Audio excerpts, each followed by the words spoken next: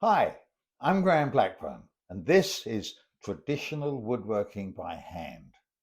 And in today's episode, we're going to be talking about bandsaw substitutions.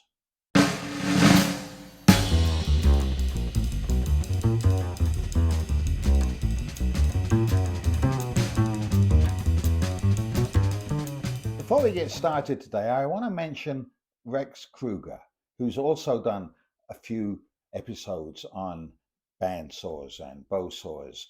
And some of them are really good. And I just wanted to point out that there's a link to his YouTube site in the lower third, immediately below the picture, as well as on the front page of my website. So by all means, go take a look. You'll learn a lot from Rex. We've mentioned some of these frame saws in previous episodes, but I've had a few inquiries from some of the people who subscribe to this channel about how they would very much like to have a bandsaw, but they just don't have the space for it. Well, I'm here to tell you that even though the bandsaw is probably, of all the stationary machinery, my favorite machine. It's safe, it's quiet, it's versatile, it can do lots of things. If you don't have one, it doesn't mean you're dead in the water. Just think about the fact that for the last 500 years, people have been making all kinds of furniture that have all kinds of curves and things that now a lot of people think you can only do with the bandsaw. Well, I'm going to show you some of the hand tool alternatives to the bandsaw. The first thing that I'm going to show you is called a frame saw. There we are. Anyway, one of the tools that can do a lot of things that most people now rely on the bandsaw for is what we call a frame saw.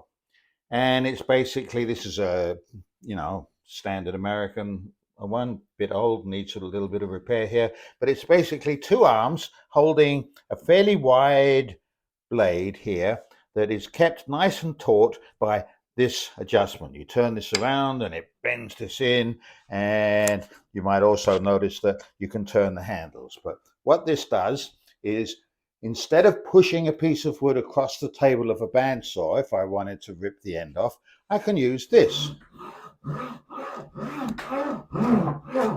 An interesting thing about this is that the teeth are perfectly centered, so they're cutting both on the pull and the push stroke. Now you notice that I can go all the way down here. So this is one thing that replaces a bandsaw.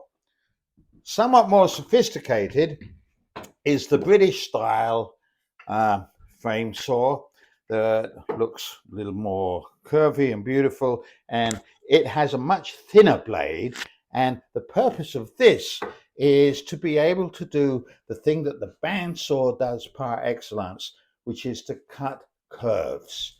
So I have a piece of wood here, and you can see that there's a nice curve in it, and I'm going to put it in the vise, and then I'm going to use this bandsaw to saw down the line. So we start off here and we come, go forward, go back. You can go both ways with this too, but because the blade is so narrow, it will follow the line really nicely. Once you get in, forward.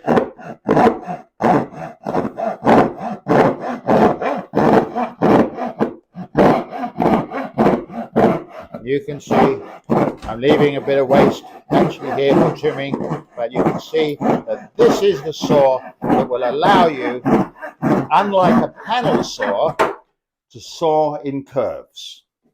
So between these two saws here, you can do a lot of the work that a bandsaw would do, and you can do it really nicely. I want to point out again that the handles on this are turnable, so that I have a lot more room. I don't have to saw all the way straight down. I can saw it in at an angle. And you might also notice that, unlike the toggle and the wedge here, This one has a slightly different way of keeping the arms nice and tight. It's just a turn screw. You turn this and it pulls the arms in so that the blade, which is much thinner, can cut much deeper than if it only went from here to there. I want you to notice one other last thing is that the teeth on this particular blade are directional. But because of the nature of the saw, it's up to you whether you work the saw on the push stroke or the pull stroke. I prefer to do it on the pull stroke, even though most other contemporary panel saws and crosscut saws and whatnot work on the push stroke, because that way the shavings, the sawdust falls onto the floor. The way that this is used, I'm always invariably pulling the sawdust towards me, and you can see if you look closely here that all the shavings are coming off and they're not filling up the curve. So by turning the blade and turning the saw, I can cut all kinds of shapes, just like you would do with the bandsaw. So I hope you understand that if you don't have room for a bandsaw, doesn't mean that you can't make all kinds of curvy furniture. You can use this, by the way, on a big piece of wood here. I could cut a really nice curved shape here if I wanted to cut a curved cabriole leg, or on this saw that has the much wider blade, it's much better for making regular cuts here. I can cut wedges, I can trim things down to different sizes. It's often, in fact, much easier to use one of these saws than it is to use a panel saw. So that's your lesson for today. Bandsaw substitutions. You don't have to feel left out of the game if you don't have a bandsaw. Now, if you like that and you want to see more stuff that happens using these tools and other ones, don't forget, hit the subscribe button. And once again, let me remind you, go check out Rex's channel. He has some really good information on these tools here too. So thanks for watching.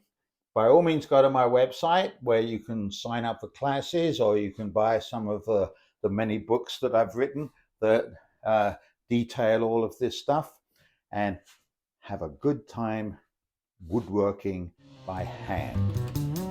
Thanks.